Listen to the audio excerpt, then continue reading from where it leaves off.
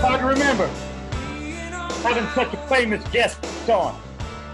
Not since last week if I had a famous guest on, but this one's an actor. This one comes from the street, and I think this one's Irish. And as an Irishman, I'd like to drink to that. Right now, you're listening and watching the Yet Come On Show, brought to you by Circle285.com. Go to Circle285, get a quote. Don't be afraid.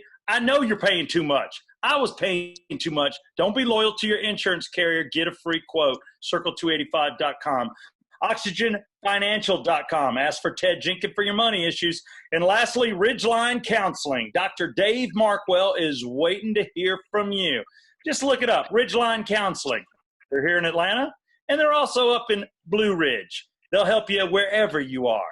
And they kept my marriage together. So special thanks to David Markwell.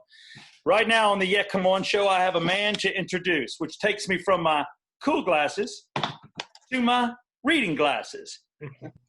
Because Brett Barney sends me shit like this. Today's guest. Intro. I try and make it longer every time. You son of a bitch.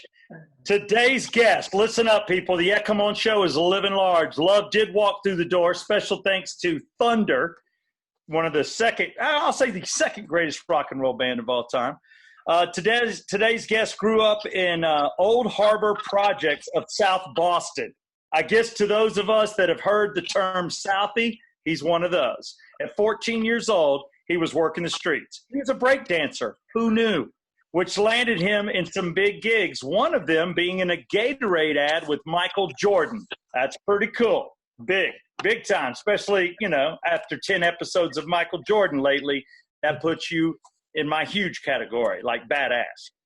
In 96, he made his TV debut as a drug dealer on Pacific Blue. Then he was involved in numerous TV shows, commercials, and movies. How about a movie, Patriots Day? He was in it. How about American Hustle? Gone, Baby, Gone. How about The Departed, where he was a technical advisor for Leonardo DiCaprio and Scorsese? He had to tell them if what they were doing was right. He's an original member of Mark Wahlbergs' Entourage that inspired the hit show on HBO, Entourage. He just released a feature, not a future. When you can't read, that shit looks the same.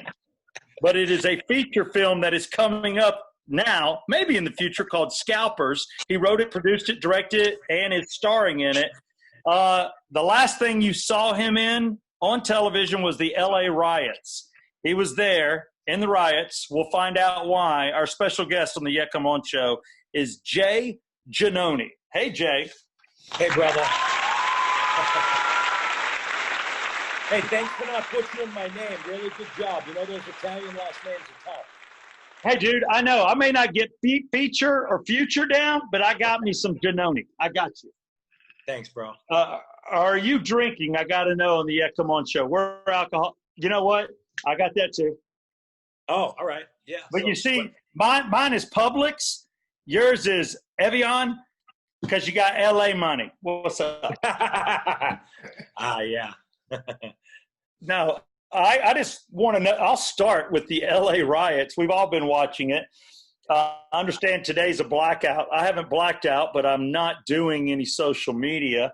But how did you find yourself in the riot? Were you going to the store? Did you feel a part of the cause, or what was it? Well, being a breakdancer, from 1983 and on, I was in a breakdancing group called the Floor Lords. It was a very multicultural group. There were Cape Verdean kids, there were African-American kids, there were Puerto Rican kids. And in that world, I was one of two white kids. So I was the minority. But we didn't see colors. So I've kind of been down with the whole, equality movement and not seeing colors my entire life. So growing up, I've had a lot of black friends, Asian friends, Puerto Rican friends. My mother taught me not to see colors. So being out here in LA, I just so happened to be prepping on a music video that I'm going to be working on with Young Thug and Yella Beezy and Chris Brown. And so I'm staying down here because we're shooting south of here. And then these riots break out. And I'm wondering, like, okay, what is the riots all about? and it's for equality. So I felt that, you know what, I'm going to march in this because I think, you know, equality is important. I think nobody should be killed for the color of their skin or treated a bad way for the color of their skin. I mean, I look at it like this. If your child was drowning in a pool and there were only 3 black lifeguards, does it matter who saves your child? No, it doesn't. So it shouldn't matter what color anybody is in any instance or any situation. So my friends couldn't march here because they were back east, some of my African-American friends. So I went and joined the march to march for them to help spread the word. You know, I'm angry also about, you know, people that are dying from the police. That's not only, you know, black, there's a lot of people dying from the police, but right now the focus is on black people. And you know, they're getting slaughtered out there and something does have to be done. But as soon as I saw the looting and a lot of bad stuff going on, I opted out. I didn't, you know, want to support anymore except from the comfort of my own place because I don't want to endanger myself. No, you're right. The only riot I've ever been a part of was the Rodney King riot, and that was here in Atlanta. Never did I think that what I saw on the television in L.A. was going to come to Atlanta, but it did days later. And I was downtown, and there was a gathering in what we call Woodruff Park here. And next thing you know, I'm listening to the radio, and they're like, they're breaking out windows at Macy's. And I'm like, well, that's up the road. So, you know, I'm like, get in the car. This is ugly. It's going to get worse. Sure as hell, before the night was over, the intersection where my office was is one intersection up from where everything took place at CNN. It's on a street called Spring Street. Dude, they bashed out the windows, stole all the desktop computers, which wasn't easy back then. Heavy-ass desktops, and flipped 2 cars over for no reason. I'm like, holy shit.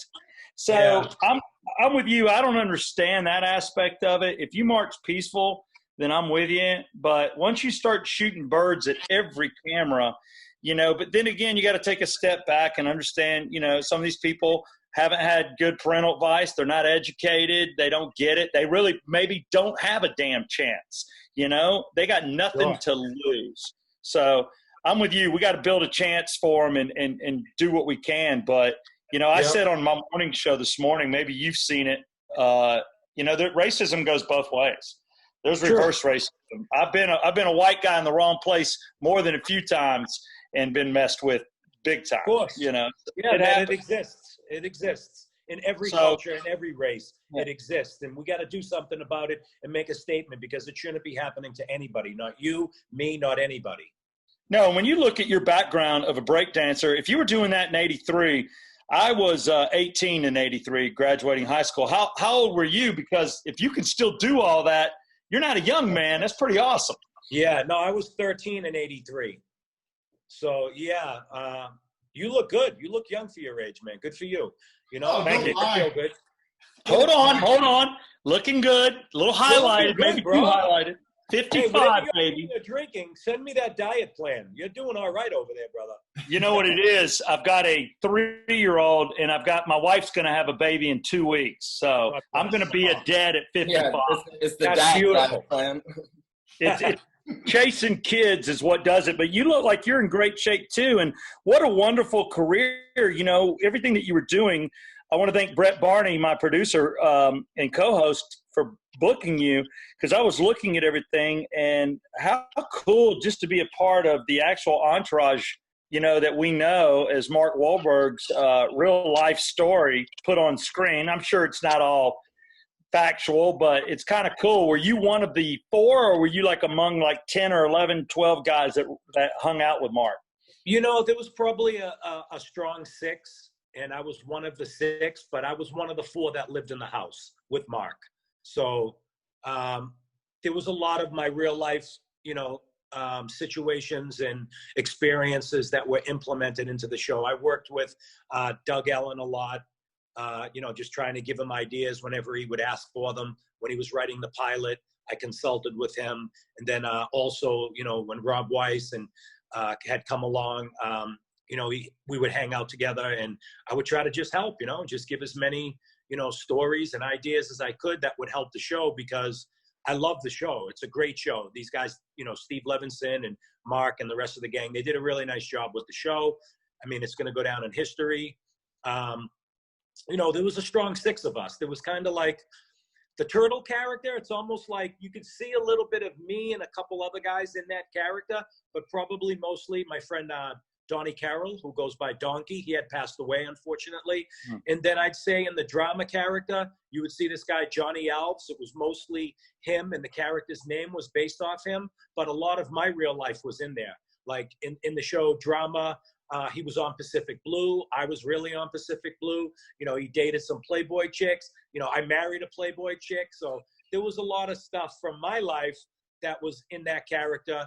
And even sometimes the E character, because I'm a go-getter and I always try to create business. So there could even be maybe a very tiny bit of that. But, you know, a lot of it just came from the guys that hung around Mark a lot, like, you know, Eric Weinstein, Steve Levinson, myself, even this kid, Ace, Andy Thomas, who was in the Funky Bunch. I mean, you know, they pulled from all of us, and then they got really creative by like second and third season. You know, they ran out of stories and stuff with us, so they started looking at Leonardo DiCaprio and his crew, and then they started looking at Matt Damon and Ben Affleck, and, you know, and then Kevin Dillon's brother, Matt Dillon, and trying to find stories and things that could gel and that would work for the show. And, you know, 7 seasons, you know, into it, they were just doing a really good job. So, yeah, it was a lot of fun to be a part of it because I worked behind the scenes on the show. My job was, when I first watched the pilot, I said, there's no broads. Where the fuck are the girls? I said, are you kidding me? I said, I live with Mark Wahlberg. There's fucking like 30 chicks outside the house right now. Like, what do you think this is? We're kids. Girls love Mark. We date fucking hot chicks, man, because Mark's a chick magnet and he's famous. And they were like, wow, you got a point. They were like, we're doing a reshoot. I said, all right, let me talk to my girlfriend and let me get you like 15 girls to sprinkle around in the reshoot. It worked. HBO fucking loved it. They offered me a job. I became the guy who cast only models to sprinkle them like in the sushi restaurant around the actors, or, you know, when they were like, we need a love interest for somebody, I would go out and find a good actress that's a model and work in the casting with Sheila Jaffe. Sheila had, you know, taught me some stuff and told me what to look out for, and then trusted me with this opportunity. And, you know, it all came from Mark, of course, but before you know it, you know, I'm a couple seasons in and my job is casting beautiful women for the show. So I would interview 200 models, Playboy centerfolds, porn stars a week in my office at Mark's production company. It was insane. The women that were coming through, they were so beautiful. I had a lot of fun meeting people, and then I would hire girls and I would give a lot of girls their first speaking part on a episodic show. And, you know, I had a good time doing it and I made some money doing it, and I was staying a part of what was going on. So that was a blessing, you know? No, I bet staying a part of everything. And it's kind of funny, yeah, when you're in that mode, but you were in that mode married. So you couldn't even capitalize on the situation, which of course would have been unprofessional, but who gives a shit? Well, back then I was going out with this penthouse Pat, okay? I was loyal to her, of course. Yeah, I could have capitalized on the situation. You're right, because I had a lot of chicks that were like, I'm not kidding you. We had a scene where a girl jumps in the pool naked. And so they were like, we need you to find the girl. She has like an under 5 couple lines. I'm like, no problem. So I put the word out to the agents. They all sent me their best, like, you know, boob girls that were hot, and they came in. I was getting the camera ready to do, you know, an interview with the girl so the executive producers could see her. I turn around, she's fully naked. I'm like, oh my God. I'm like, hey, put your clothes back on. What are you doing? She's like, what? I thought I was auditioning for the naked girl jumping in the pool. I go, yeah, but you don't have to get naked here. Yeah, but since you did and you're comfortable, let's go through the lines. Yeah, it wasn't a bad thing. Don't get me wrong. But like some girls, they did that. But for me, I had a girlfriend. I was loyal to her, but I was also nervous. Like, you know, I'm representing a company, and, you know, I didn't want to get caught up in any weird stuff. So like I ran out of the room and I went and told one of the producers, and he was like, well, tell her to put her clothes back on. We can't have that in here. And I was like, oh, yeah, you're right. I went back in. She put her clothes on. She was like, everything okay? I was like, yeah, you can't take your clothes up. But that happened more than once. I've had girls solicit me for sex, all kind of stuff, just to get a role on this show. And I was like, wow, yeah, it was crazy, man. But I got married years later. Okay. All right, I get it. I will tell you that Mark, I had a chance to interview Mark actually on camera when he was doing Patriot. And it was kind of cool because he comes in with his producer and everything. So I was like, I'm sitting down with Mark Wahlberg and everybody ahead of me, it's radio stations, and we're doing a 3-camera shot, and which is cool because you get to see yourself with Mark. And I just saw everybody in front of me, the other shows, and I've been doing radio for 25 years, and I was the bad boy of Atlanta. So I was kind of like you on the radio. I obviously didn't get married till I was 47, 48. I'm having a kid at 55. But I counted it, and I had sex with 419 women, so that's cool. Yeah. And never caught anything but the drip, man. One case of gonorrhea my freshman year in college. So other than that, pretty good selection because I didn't like wearing condoms. So I felt pretty good. But I'm sitting there, I look at Mark, and instantly I go, it's great meeting y'all, Mark. But look, I want to talk to you. And I talked to the producer. I said, where did you come up with it? What it's like with the camera angles? Because I got to tell you, the script's unbelievable. And I just ignored Mark for like 45 seconds. And then Mark did one of those, oh, okay, all right. And just to break the ice with him, knowing full well I had nothing to talk to this dude about. But I just thought Mark was cool as shit. He took some pictures with me, us leaning against each other. And he just seems like one of those guys that is great to hang out with, but a little quiet. Is that him? Yeah, Mark's pretty cool. He's definitely, kind of quiet and a little reserved. He's very aware of his surroundings and what's going on. He's very professional also. Behind closed doors, it's a little different. Sure. Yeah, he's a lot more fun and a lot more outspoken, a lot more wild and crazy. And we had a lot of good times, man. I was in a rap group with Mark. I knew him from, back in the day. And he invited me into this rap group called One Love. And One Love was, again, a multicultural group. There was Ace from the Funky Bunch, who's African-American, Brizzy, who's a mulatto kid that grew up with Mark and was his bodyguard, then myself, this kid, Baby Bubba, this other dude, Monk B. And we had this crew of guys, and we called the group One Love. And like for back then, it was very multicultural group. We took it over to Europe. We did a lot of concerts and tours over there because Mark was promoting a new solo record that he was doing in Germany. And basically what had happened is right in the middle of putting all that together, boom, Fear, boom, Boogie Nights, Basketball Diaries, all these movies just blew up. And, Mark took his fan base and he placed it in the movie industry, and they went nuts for him. And he kind of jumped on that wave, and he's been riding it ever since, and he's done really well.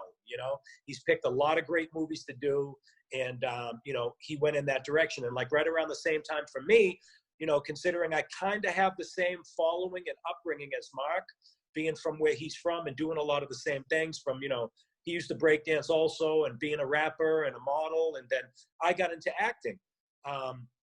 My mother's an actress, and I grew up in the theater watching her. And so, it was customary for me to go to the theater and watch her and her theater group perform, and, rehearsals were 4 or 5 days a week. I was getting a lesson, and I didn't even know it.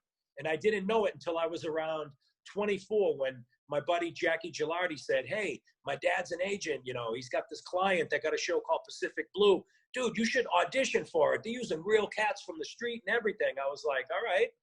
I auditioned and I got the role. And I was like, wow, that was fun. I shot the show. Yeah, and I had a good time. And then hanging out with Mark, these guys came and they were doing a movie and they wanted Mark for the movie. So I met them. I was talking to them and they were like, where are you from? And I was like, oh, I'm from Southie. It's in Boston. They were like, yeah, I know where it is. You know what the name of this movie is? And I go, what? They go, it's called Southie. I went, oh, really? Get the fuck out of here. They're like, no, seriously. Funny thing is Mark ended up not doing the movie, but Donnie Wahlberg did the movie. Oh, yeah. I ended up doing the movie, and that was my first movie. So, I look at Mark, and I'm like, I'm pretty grateful because a lot of great things came out of hanging around him, like meeting the right people at the right time. And, I put my best foot forward also, and I brought myself here to Los Angeles. And that's when I bumped into Mark out here. And well, you're right. I mean, somebody can set you up, but you got to prove yourself. And it looks like you've done exactly that. So I think, Mark, what a great start. What a great to know that you were one of the 4 guys living in the house and entourage of a 6-group clique. But you're right. That is going to open doors. I mean, that's what it is. It's not what you know. Most of the time, it's who you know. So, whether you're playing around the golf with him or y'all are out drinking, he introduces you and somebody's like, I got a speaking role. What the hell? I'll put you in. And then you did it, and I get how that would happen. But tell me, also, Mark was helpful. He pushed at me to get in a couple of projects and like gave, he mentioned me, which was great. Like a lot of people don't do that, and it's a tough industry. It is who you know, but also, I mean, look at me. I'm a street kid. I can play thugs. I play cops. I play a lot of roles. I haven't played a doctor yet. I'm educated. I went to, college and everything, but I'm not your typical doctor. So you can't just jam me or force something. It is who you know, but I mean, the director of a show about a doctor could be my mother, and she might have to let me know, look, son, you're not the doctor, And so it comes down to the talent. It comes down to your character of who you really are, because we lend a lot of our real self to these roles and we make them ours, Well, I see that you played a SWAT captain in Scorpion. That's cool.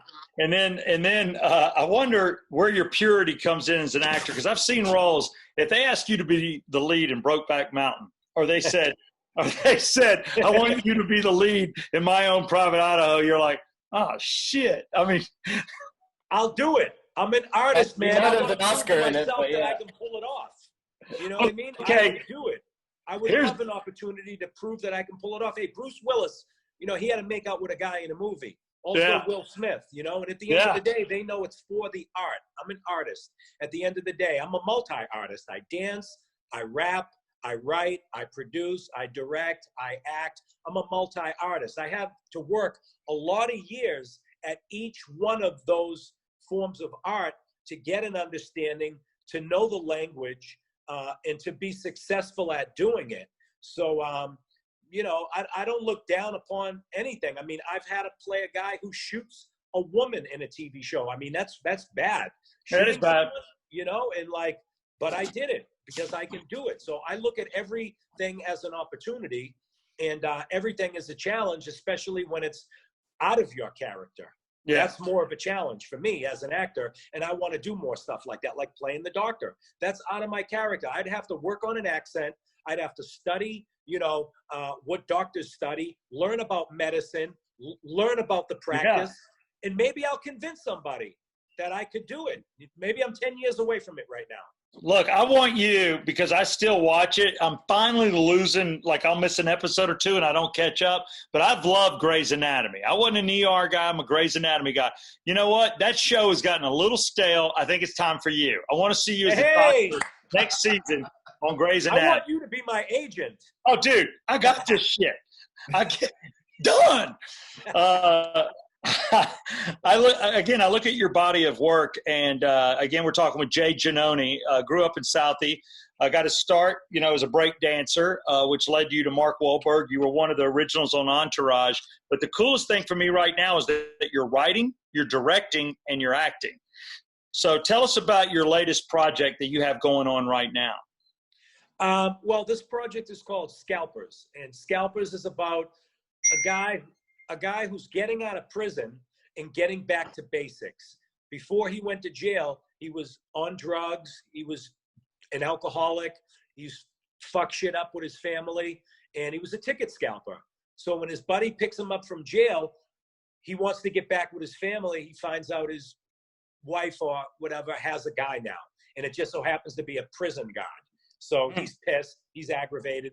He's got nowhere to stay. Goes down to the project, stays with his buddy, finds out, tickets are bigger than ever.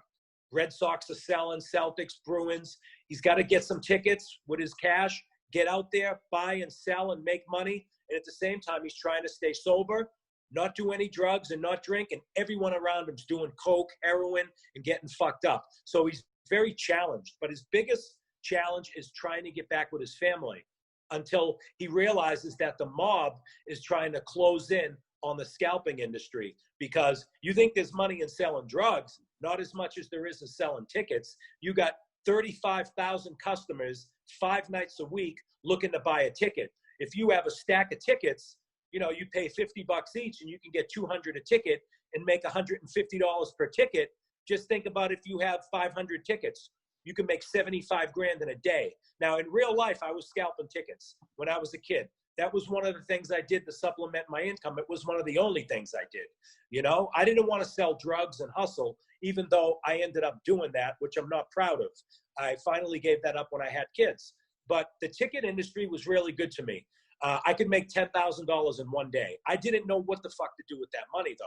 I had a scratch ticket addiction. I had a fucking lottery addiction. I would take trips to places just to see what they looked like and stay in a hotel for 3 days. You know, I bought a BMW convertible. I was like 20 years old. I lived in the projects. People were like, where the fuck did you get that car? And why do you even have it? And, you know, I had brand new clothes, sneakers, you know, a nice watch. I was balling out of control. So, you know, you write about what you know. And when I was writing Scalpers, you know, I wrote it because it was all I knew. You know, I understand the mob. I grew up in the same projects as Whitey Bulger, you know, so I know the mob personally. I understand what they do and how they've collapsed on certain groups that are making money on their territory. So I put what I knew together with what I was doing, and I wrote a movie and produced it. I directed it. I also played the lead. And the best part about it is I got to bring some of my friends in to be in the movie with me and work with my friends.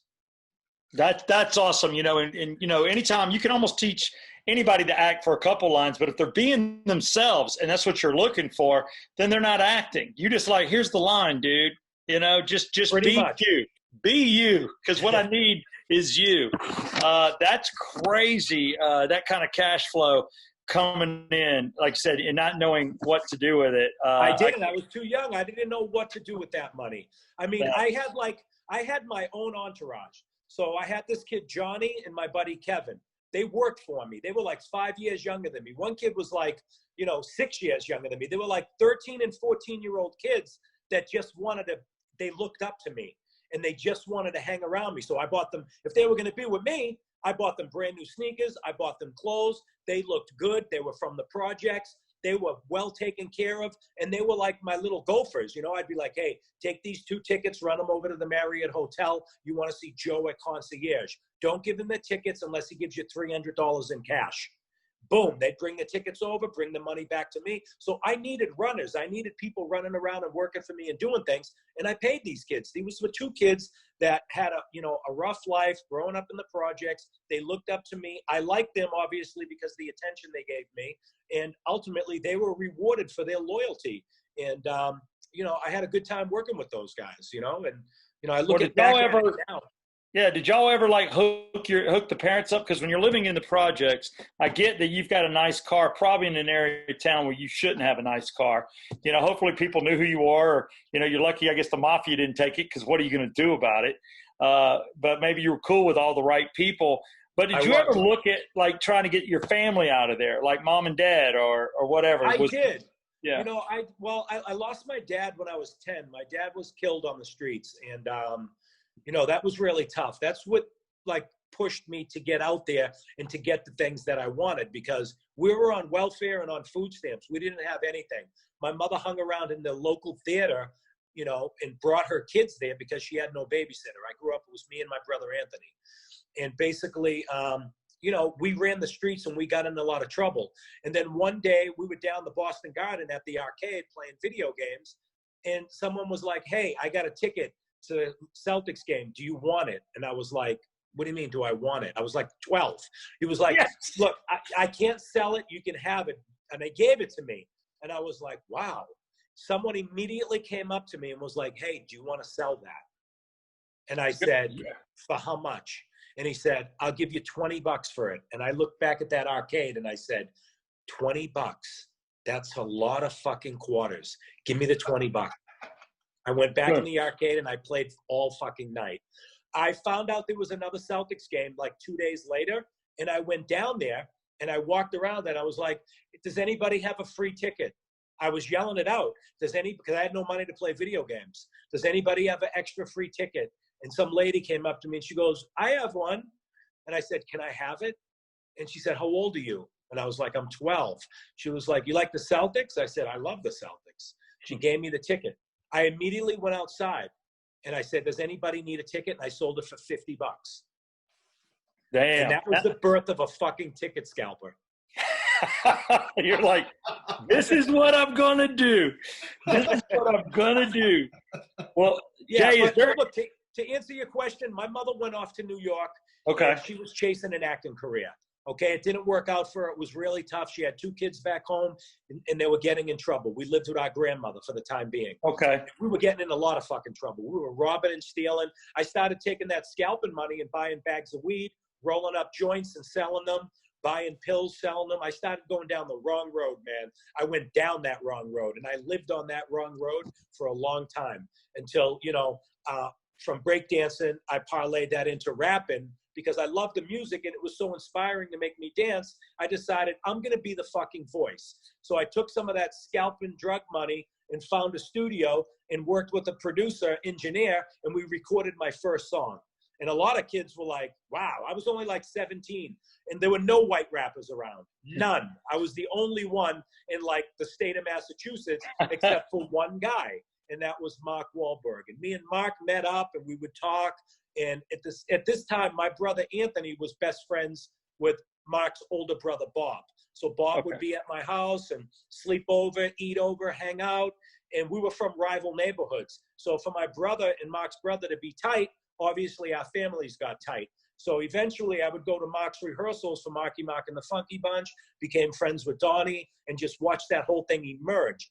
Cut 2 years later, Mark's blown up. I've only seen him around here and there. We have a connection. I moved to LA. Boom, I bump into him at a club. He's like, what the fuck are you doing out here? I'm like, man, I came out here to try to get a record deal. I'm working on my music, doing a little acting. And he was like, wow. And then he's with some kid, this guy, Johnny Bus. And he's like, wait, what's your name? I'm like, Jay Giannone. He's like, your brother Anthony? I go, yeah. He goes, your brother was my cellmate up in fucking Walpole State Prison for 3 years. Where is he? I'm like, he's on my couch right now kicking heroin. He's like, he's out here? Mark goes, yo, tell your brother we're at the Beverly Hills Hotel. Tell him to come over. He can stay with us. I go home. I'm like, my brother Anthony's sick, not feeling well, but he's making the comeback, And I'm like, hey, do you know this guy, Johnny Bus? His eyes lit up. He's like, yeah, where the fuck did you hear that name? I go, I just bumped into him at a club with Mark Wahlbergs. And he goes, he stood up. The kid hasn't got up in 2 weeks. He goes, where are they? I said, they told me to tell you you're staying at the Beverly Hills Hotel. Here's the number. I gave it to him. He calls, and it's Mark. And Mark's like, what's your address? I'll send a taxi. He sent an $80 taxi over to the Valley to bring my brother to a hotel in Beverly Hills. So the next day, I show up at the Beverly Hills Hotel, and we're all just hanging out together. And then, I guess my brother had looked out for Mark when he was in jail. Like Mark's family was afraid of Mark going to jail. And so my brother had looked out for him because they called him up there.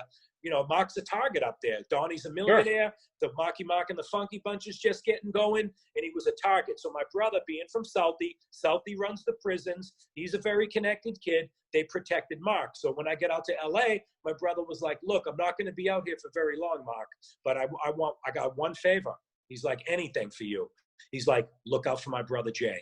And Mark was like, Jay. Yeah, he was like, Jay, let's take a walk. We took a walk. We talked. And the rest is fucking history. Dude, this is awesome. I tell you what, hold on one second, Jay. Jay Giannone, a fabulous story. I can't get enough of this shit. I love it. And I love the fact that LA has not caused you to lose your accent, bro. You still got it. I made 15 movies in Boston. I'm not trying to lose it. They might call me. You can't. I'm about to say, all your acting is in Boston. You can't lose your fucking accent. I tell you what, we're going to throw to a fine sponsor for a commercial, and we'll be right back with Jay Giannone on the Yeah Come On Show. Brought to you by auctionfinancial.com, circle285.com, and right here is Ridgeline Counseling, Dr. David Markwell. I'm David Markwell with Ridgeline Counseling. The current situation we're in is bringing all kinds of issues into our lives, everything from stress and anxiety to frustration, bouts of depression and loneliness. Well, we're here to help at Ridgeline Counseling. You can reach us at 770-993-9700. or you can email us at rizlinecounseling@gmail.com. Currently, we're offering telemental services through video and phone platforms, and in a few weeks, we'll be transitioning back to in-person office visits. In the meantime, stay safe. We'll get through this. Yeah, come on. Special thanks to Dr. David Markwell. Again, I went to him for marriage counseling. I'm 22 years older than my wife, and I think he kept us together because, you know, she had to understand there were 418 women before her, and David helped me with that, and my temper, and being irresponsible and immature, all that stuff that I did wrong. My wife, she didn't need any help.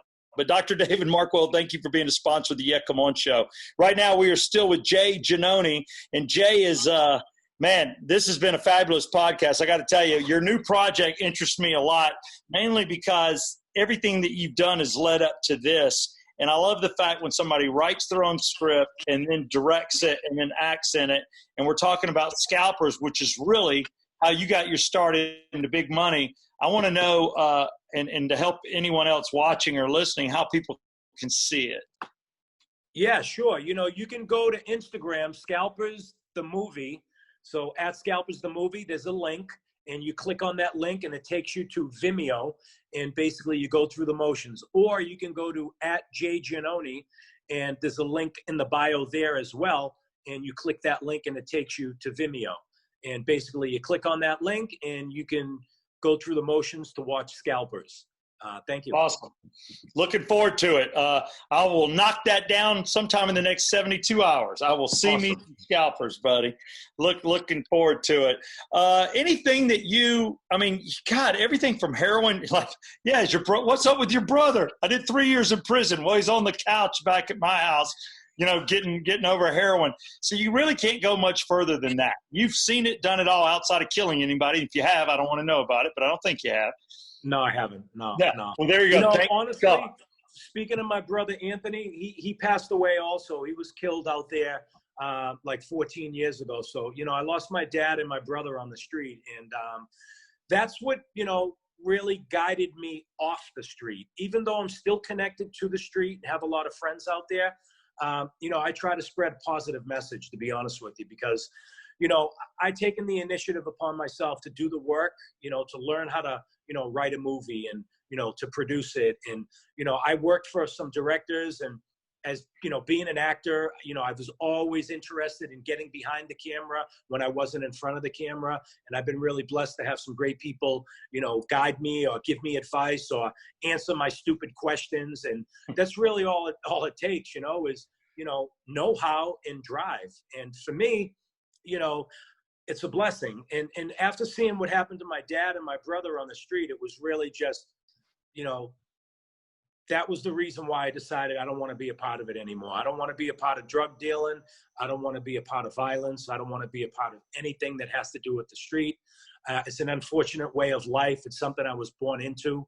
And by getting away from Southie and getting away from Boston, I was outside the box. And then from all the way out here in LA, I could realize that, wow, I was really in the thick of things, really around killers, really around some bad shit. And, you know, getting out here, I became humble. I became vulnerable. And I let my creativity take over. And also, I was a student, and I still am. I want to be a sponge and learn, and I ask a lot of questions.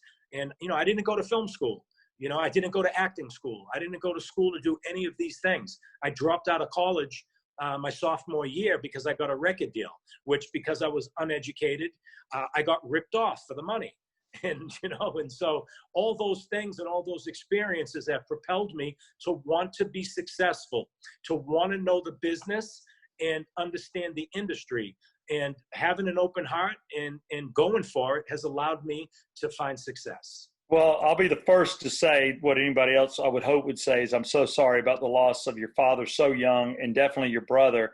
I've lost my dad at 47. You know, Brett just lost his father.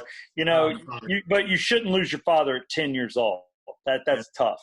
And so my heart goes out to you. But I dig the fact that, like you said, you have no formal training, and it's great because so many people, like you, dropped out of school sophomore year because I got a job in radio, And I was on air, and, you know, I was like, this is kind of what I was doing at college, was being on the radio stations. It's kind of what I want to do.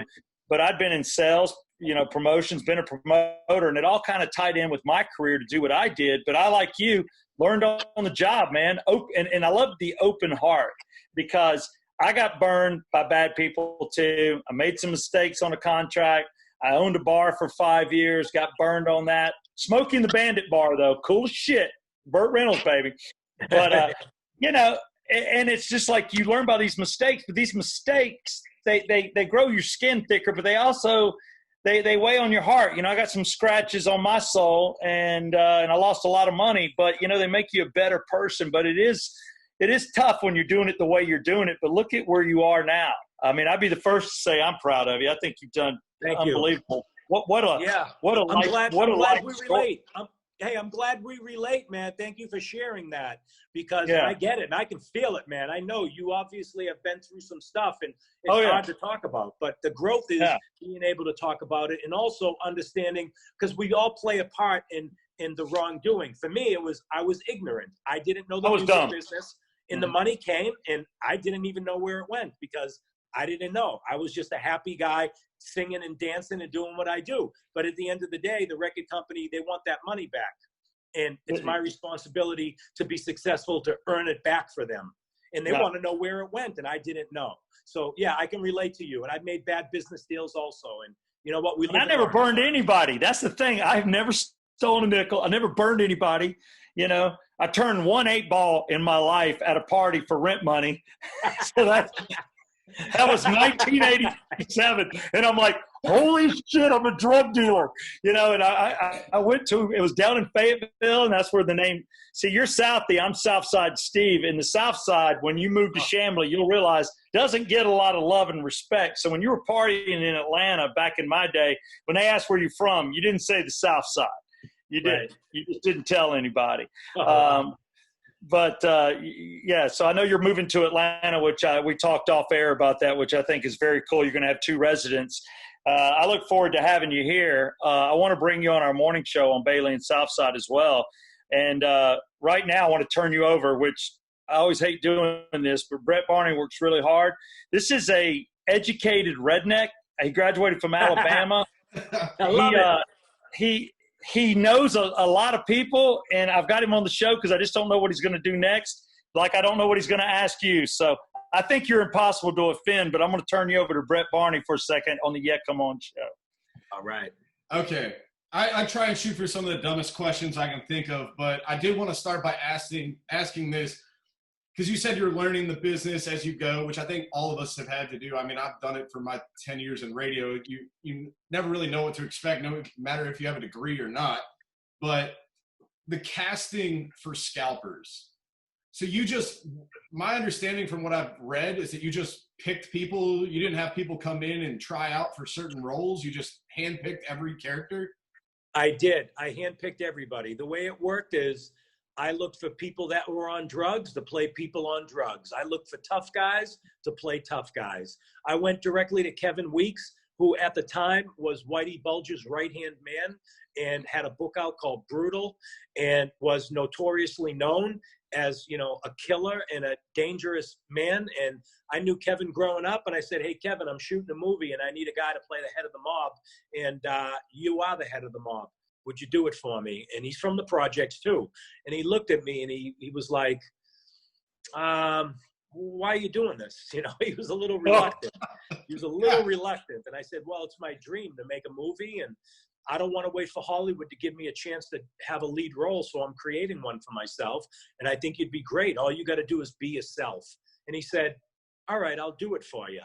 As soon as he signed on to say he would do it for me, every store, everybody in the community, everybody came and wanted to be a part of it, because Kevin was on the front page of the newspaper, you know, 200 days in a row. He was on every radio show. He was one of the most talked about guys in the United States at the time, you know, and still is, because, you know, Black Mass wasn't out too long ago. And, you know, I just handpicked people that I knew that they didn't have to act. I just said, be you, and it will work. And that's it. That's awesome. Hey, real quick, while Brett's asking his dumbass questions, no offense, Brett. What are you on Twitter? Are you pretty boy Jay? No, I'm at Jay Giannone, just my name, JayGiannone. Also on Instagram as at Jay Giannone. Okay, got it. You are not pretty boy. All right, got you. How would you be pretty boy Jay? I don't know, because he's a good-looking guy. He was a model. Hey, thank you. The dude looks good. He was on a Gatorade commercial with Michael Jordan, and you also didn't you model sets and jeans or something crazy? What did you model? J. Crew catalog, actually. Oh, He was on J. Crew. That man is a J. Crew model. Damn, you look good. Thank you. If somebody came up to you and asked you, do you consider yourself an actor stuntman or a stuntman actor, what would you say? Oh, man, I'd say I'm an actor first. The reason why I'm able to do stunts and everything is because I did this short film called Interpretation with this guy, Lynn Oding. And Lynn had one of the most amazing stunt teams. He had Arnold Chon, James Liu, Phil Tan. These are the guys that work directly with Jackie Chan, and some of them have even worked with Bruce Lee. These guys look amazing. They've been around a long time, some of them, and they taught me everything about being a stuntman, everything about selling a punch, to throwing a punch, to falling down. And I got so interested in that aspect of the industry that I added it to my repertoire. And I'm very grateful, for those guys. And Arnold Chon and I are very close. We hang out a lot. I'm constantly working with him. He's the guy I'm actually going to be that I got this house with down in Atlanta. So Arnold's doing a lot of stunt coordinating and a lot of stunt stuff down there. We got a really, big place, 3-story house, so we can all live in there and work from out of there. We have our gym in there and everything. And I'm constantly working on getting better at it. And I'm his student, basically. So, yeah, I added it to my repertoire as an actor. And the next thing you know, I'm fighting Jason Statham in a movie. And that's one of the highlights of being able to do that. That's awesome. Yeah. You get to fight Jason Statham. How long did you last? I didn't last long. Jason, the movies are obviously, the stunts are choreographed for Jason. But, Jason's a friend of mine also. I did this movie called Safe with him. And, man, I had such a good time in the rehearsals and hanging out. We'd go eat after. And the stunt community is really a special community. They put their lives on the line. I mean, they're jumping off buildings. All that crazy stuff you see, people jumping off buildings and getting shot at and, running and gunning. And they make the actors look good. For me, I just want to be able to do my own stunts. So I do the training and the work so I can do that. Cool. Fantastic. Have you ever left a set, because you're a pretty committed guy, or at least you seem very committed. Have you ever left a set and noticed like an hour or two later you're still in character? Fuck yeah, I'm in character right now. You know what I mean? I mean, look, sometimes people write a movie and they say get Jay Giannone because they think, wow, this feels like I wrote it for him. And for me, that's a compliment. I just want to get in there and do my thing. But I think as an actor, you got to be as true to yourself as possible. Now, the flip side of that is, so I have a movie coming out called The Penitent Thief. And it was just bought by Vertical Entertainment. Vertical is a rather big and strong distribution company. The movie hits theaters October 9th. In this movie, I have a totally different accent. It's like 18 BC before Christ. I play a marauder in medieval times, and I end up dying on the cross next to Jesus Christ. So there were two brothers, the two brothers that are famously known for dying on the cross with Jesus. They're thieves. I play the brother, and the movie's about him. All right, what the hell? I know that's acting. I got to tell you, if you're Irish Catholic, I am on my mom's side. Like, they came over on the boat. I'm Catholic. Is that sacrilegious? I imagine you were raised Catholic. Man, I went to Catholic school. Okay, me too. Me too. I'm Irish, Italian, Catholic, bro.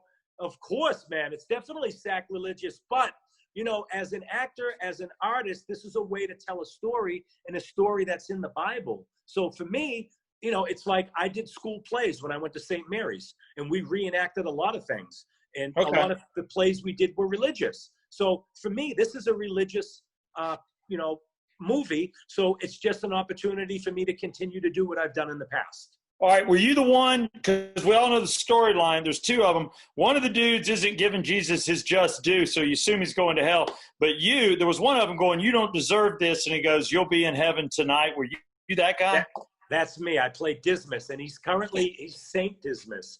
He's known as a saint, because he believed in Jesus, and he decided to surrender to the Lord and to Jesus while he was on that cross dying. And Jesus told him, you will be in, the kingdom with me, and you will live eternal life. And he truly believed that. It's a very touching moment in the movie also. It's going to be a great project. I did it with Don Willis and Lucas Miles and Miles Media. And I'm really excited about this project coming out. They're just getting the trailer rolling now. So I have like 7 movies coming out right now also. I just did something with Harvey Keitel called Lansky, and I'm really excited about that. And I got a movie that I did with this group of guys in China. They won the Rooster Award, and that's basically like the Oscar. They came back here. My buddy Jason Yee played the lead, and he's a producer on it. And, I got a few other projects coming out. Man, I'm blessed, I'm trying to stay busy. I'm trying to keep it going. I'm trying to ride that wave and always open to opportunities, Well, here's what I like. I just got to interrupt you for a second, Brett. The cool thing, and Brett, you may be sensing it too. Talking to you, Jay, it's like you're here, I'm here. Brett's, can you see my hand? Brett? I'm way off the screen. I'm not even near you guys. Yeah. I'm way far away. No, well, obviously there's more difference between me and you, Jay. But the thing is, ran around with Wahlberg. You ran around with John Rocker. I mean, yeah. Yeah. I dated one of the housewives from Atlanta and hung out with John Rocker. Those are a couple of the bad things God. I did. I love John Rocker, by the way. That's my boy. That's my boy. Bro. That guy could throw. He and I did a lot of shit. Still do. Matter of fact, I roasted him at his house about a year ago. But he, when I see what you're doing, the thing I dig is that you're humble, and I say that because you're on the Yeah Come On podcast. This is a cool. I think it's a great podcast. I dig it because it's really unscripted. But it's a trademark saying. It's from an Atlanta guy that I'm known here, but. I know I'm humble, and I know when somebody approaches me for an autograph or just to take a picture and I feel them shaking when they're next to me, it blows me away because I don't think anything of myself. I'm just doing what makes me happy. And I don't believe the hype. I'm just extremely humble and extremely grateful. And I sense that with you because right now, everything that you have going is light years from what I'm doing, yet you're just as humble. And I just want to tell you, outside of everything, I respect the fact that you're on this podcast and you're spending this much time. I like that. I think there's something very true and really cool about you, man. Yeah, thank you for recognizing that. God first with me, Yeah. I'm just a guy, man, like you, and well, not Brett. Like you said, Brett's a little lower than us. So, I'm like you. I'm a guy. No, I'm just kidding, Brett. No, look, we're just men. We're on the same level. And like you said, we're doing what we love. We're really blessed to be doing what we love. And, look, I've been in a lot of rooms, man, with a lot of big people. I worked for Leonardo DiCaprio for a little while. I worked directly with him and Scorsese. They're just guys too, and, I've made movies with like De Niro and I've worked with Ben Affleck and, all these wonderful people. And the one thing that I learned is like you're saying, is they're really just regular people. And we're all really proud and happy to be doing what we love to do. And that's the blessing, man. And I've had somebody ask me for an autograph one time and I was like, why? And I didn't realize why? Because they admire me or they look up to me or they like what Have you seen your body of work? Have you seen the movies you were in? There's a reason, dude. Yeah, I don't really. Yeah, it's funny because I'm just Jay, Yeah. Well, I dig it. Brett, when you get done, I've got one question for him, but go right ahead. I'll fire some random ones off. Are there any roles that you've passed on that you, in hindsight, now regret? You know what? No, because, I want to work. So sometimes I do just about anything. I did pass on a role, though, not too long ago. They wanted me to play this manipulator who was engaged in having these weird sex parties. And I was like, I don't know if I want to play that guy. I'm not passionate about doing that. I didn't know the filmmakers. I didn't know what the set was going to be like. The budget was extremely low. The pay wasn't that great. Not that that matters, because if I find a role that I love and I want to do, I'll do it for nothing. And I've done that. But that role I didn't seem, to be passionate about. That was a while back, and the movie hasn't even gone anywhere. So I think I made the right choice. I just didn't want to do something that exploited women and play that guy. Even though it's a challenging role, I just didn't see, like, I couldn't play that. I couldn't play a child molester either. I don't want to play roles that I don't want to support something that I'm not with, not that like shooting or killing or is something that I'm with, but those seem to be more mainstream type things that are going on episodic TV. I mean, you turn on, CSI and there's killing and it's more of an everyday occurrence. There's some things though that rub me the wrong way, so, but no, I haven't, turned down something that I regret, It's cool. By far the dumbest question I wrote. Do you get to eat for free at Wahlburgers? Actually, I have to pay at Wahlberg's, man. I'm trying to get a hold of Mark right now on Donnie and see if I can at least get a couple of coupons for like 50% off. I'd be happy with 50% off. Now, I do have an in. Sorry, no worries. I do have an in. I know Mark's mom, Alma. She's such a beautiful person. I may be able to shoot her a call and say, hey, is there an 80% coupon? So, there's a chance. But no, I paid, and, I've eaten there, and they have some good food. It's pretty good. I agree. That's awesome. Hey, so I don't want to harp completely on Mark, but I'm sure you've seen the schedule. I mean, you lived with the guy. It's like wakes up at 2:30 in the morning and does this. And it's like the most ridiculous schedule ever created. It says he golfs at 7:30 and then he eats a snack at 8 and then cryo chamber at 9. It's like, that can't be. It's true. I've done that with him. When I was living with him, we'd get up at like 6:30 a.m. actually. So at 6:30, we would get up. We would have these. Drama used to cook them for us, Johnny. We would have, or he had this cook, Chris.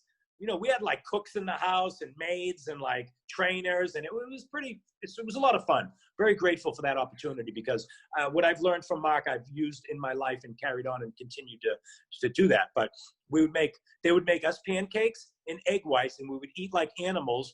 And then back then, I've been sober 15 years now, but we would smoke a joint. Then we'd go in Mark's gym and we'd like fucking animals, would work out for like an hour and a half. We would have a different routine every day. We'd work out 5 or 6 days a week. After we were done working out, we would come in and split a half a chicken, okay, with vegetables. And, we would eat like crazy. That was one of the things that how you build your body, by, eating healthy and working out hard. And Mark's regimen was something that we all had to work with and be a part of. Mark was like a leader in a way, and we were following him in a way, even though we were leaders at some things in our way. And Mark looked at us for guidance at some things. But when it came to working out, he was the man. He had the trainers, and he was and still is dedicated. Yeah, I've never seen anybody work so hard. Yeah, when you meet him or talk to him, you see how damn ripped he is and everything, and you're like, I know Hollywood's got its shortcuts, where guys can put on and take off weight and get a 6-pack, but I'm like, I think his stuff's real. You can kind of look and you're like, I think he's just busting his ass. Definitely. I mean, his dieting is just unbelievable. Yeah. I mean, he diets very proper. He doesn't eat sweets. He doesn't eat cakes. I mean, I've never seen him eat any of that shit. So he's very disciplined. Dude, I think I have ice cream almost every night, and I got a 2-pack. I mean, I'm okay. I've lost a little bit of weight. But I'm like ice cream or 6-pack. Right? Yeah. Big. Yeah, shut up. I'm not big. I'm cute. I'm hot. No, I'm fat. But, I got married, man. I think I had a different regimen out there being single. It's like, they made a joke. I was literally coming to work, and mornings are tough when you do morning radio at 5 a.m., and I'm coming from a different chick's house 2 or 3 days a week. And I'm like, what the hell am I doing? And then you find the right one, you fall in love, and then you have kids, and you're like, yeah, I don't mind putting on a few.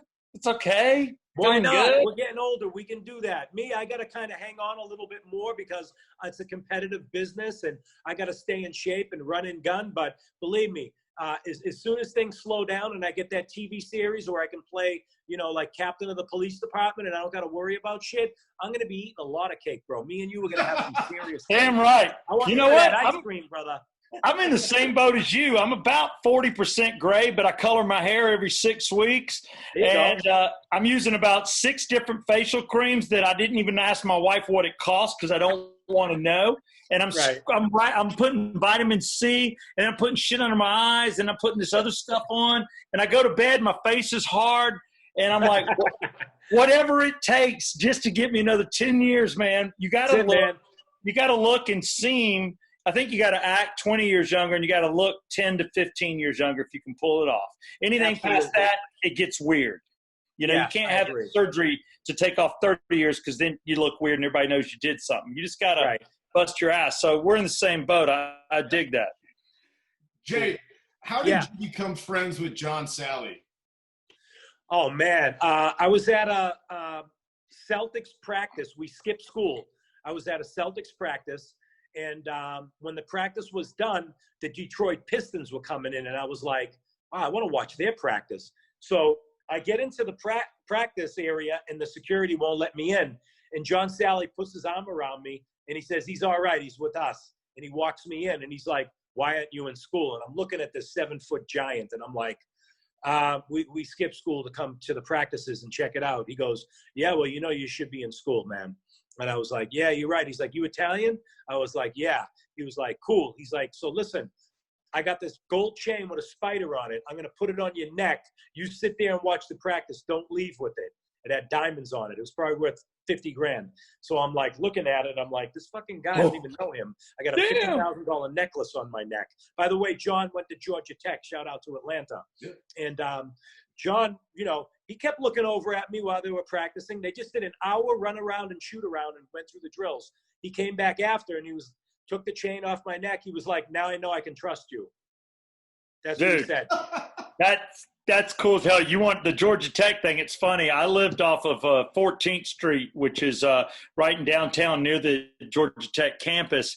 And I was ushering for Tech when I was a little kid. So Georgia Tech became my favorite football team because it's the only college ball I was seeing, even though everybody out here likes UGA, but that might have been, it was 100 miles away. Might as well have been in another state for me as a kid. But my roommate, he actually tutored John Sally. Wow. Yeah. Wow. Yeah. John needed some help at math. So hold on. You ain't going to fucking believe this if I tell you. All right. So I didn't really skip school. I dropped out of school. And then John got it out of me because we went and had lunch after. And he was really looking at me like big brother-ish. And I had a knife in my hood like this big. When he put his arm around me, he was like, what's with the knife? And I was like, it's dangerous out here. And he was like, man, he knew I was in trouble. He was like, where's your parents? I told him my dad had passed away. And John said to me, you got a chance, man. I think you can be somebody. You could do something with your life. And he's like, I want you to go to the game tonight. And I said, okay. He goes, I'm going to leave you a ticket. And I said, hold on. Can you leave me 2?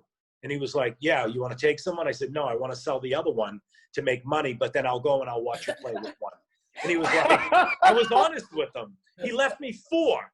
I sold 3. I made $300 and I went in with one. I met him after the game and we just chatted, man. And he said, you know what? You need to go back to school. If you go back to school, I will have my friends on every team give you tickets when they come into Boston. I will make the fucking call for you to Jordan, to Barkley, to everybody, and make sure they give you tickets if you go back to school. I was like, this guy's going to pay me like $5,000 to go back to fucking school. So I went back to school and he came through with his word. I got tickets from everybody. I knew everybody in the NBA. And that's awesome. Years later, back to your tutor guy. Years later, I graduate high school. John flies me out to Detroit when they won the world championship that year. I graduated high school as a graduation present. Wow. So I'm in the parade. We've been friends now for years. I'm in the parade and everything. Cut 2, I'm going to Northeastern University. I get a free scholarship from the projects. I'm frustrated. I can't do fucking math. Guess what John does? What? He fucking tutors me in math. This is no fucking lie, bro. We're in the playoffs with the Celtics, and he's like, how's school going? And I'm like, bro, I'm ready to drop out. I can't even fucking pass algebra. He goes, after the game tonight, come to the hotel. I went to the hotel. He's fucking teaching me math. He's got the hotel door open. You know, he's got room service coming in. This is funny. Bill Lambier, Vinnie Johnson, and Dennis Rodman walked by. Oh, shit. shit. And they go, what's going on in here? And he was like, fucking teaching Jay math. Dude, that's hilarious. So and my roommate. Your boy passed something on to him that he passed on to me. I passed Algebra 101. I passed Algebra 102. That's full circle, right? I'm about to say, I tell you what, you want to get on an airplane and meet in Texas and just hug, even though it's coronavirus, and fly back home? Damn. Jay, yeah, my roommate's name is Chris Carter. I love you, Jay. I love our connection. I love you guys. Right at you. No, that's a trip. Yeah, Chris Carter, and he's like, yeah, I'm dealing with John Sally. Tutored him for 2 years. That's funny as hell. That's a great story. Yeah, man. Well, tell him thank you, man, because I will. John paid it forward, man. That's incredible. You got one last question, Brett? Or are you done? Because we got a love fest going on. I know. Okay, I'm going to stick with NBA here. I'm going to stick with NBA on the last one. So you were in the Gatorade commercial with Jordan, but now you live in LA. Print ad. That was a print ad. We shot it with John Hewitt.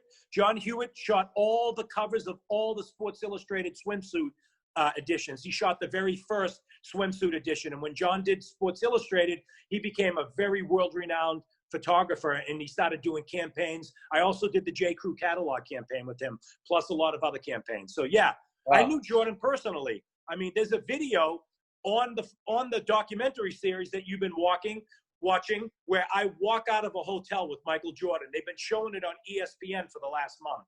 Dude, I'll text it to you, Brett. I'll text it to you. Okay. Yeah.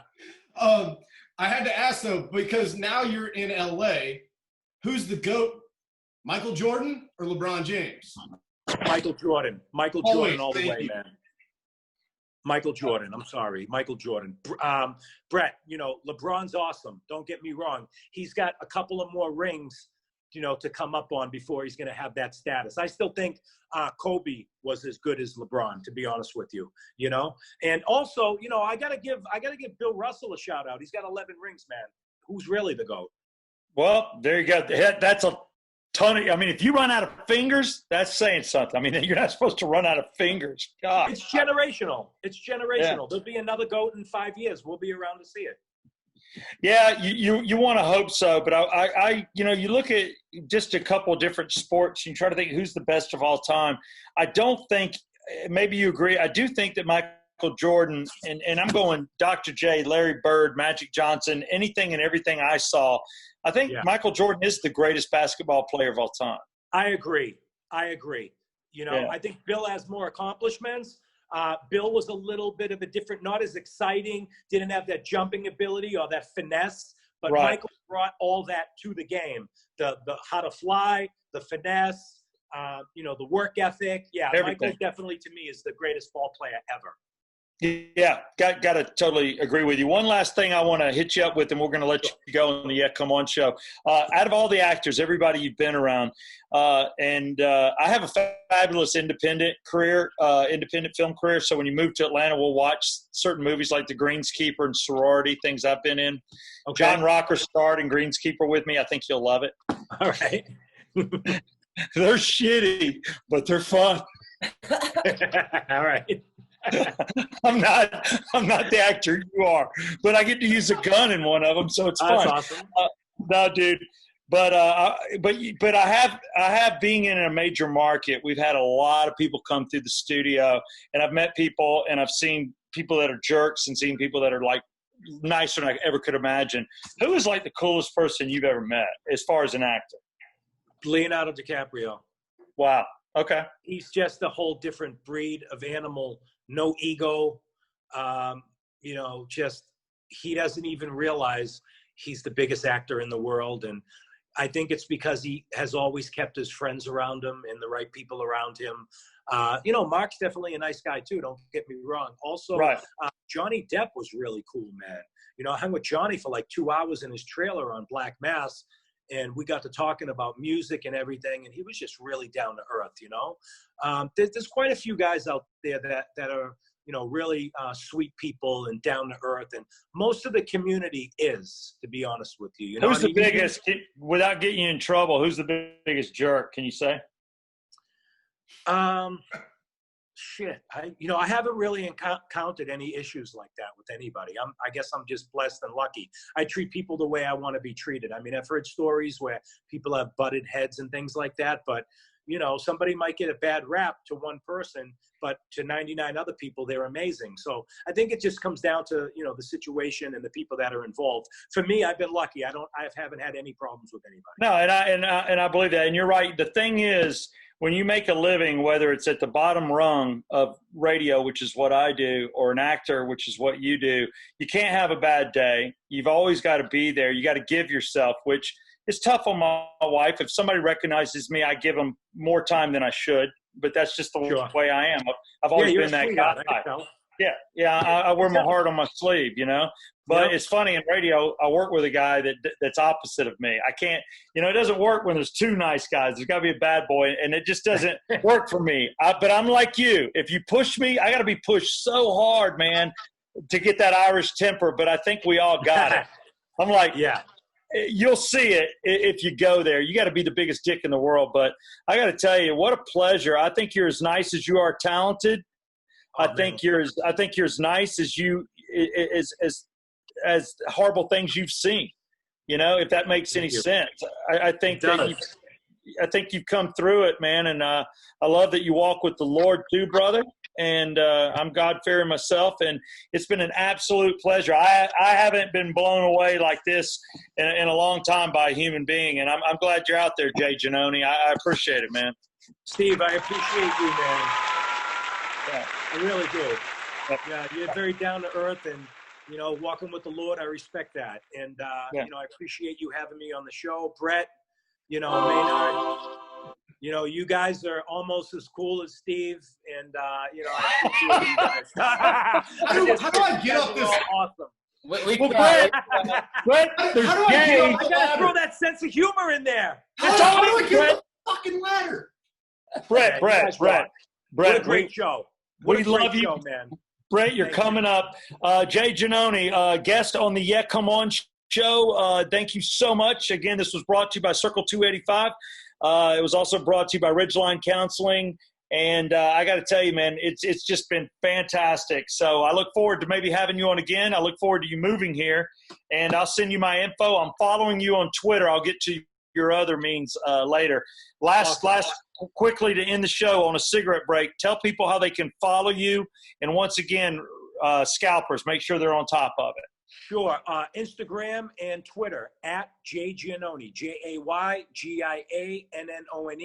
And then also on Instagram, Scalpers the Movie, at Scalpers the Movie. The link to the movie is in the bio on Scalpers the Movie and on at Jay Giannone. Please check out the film, and thank you very much for your support. All right, I'm Southside Steve, my co-host, Brett Barney. Thank you for booking one of the most interesting, fun guests, and I think a friend here, man. And Tyler Maynard, the on-again, off-again producer, we appreciate you. It's the Yeah Come On show. Thank you, Jay. Thanks, guys. Have a great rest of the day.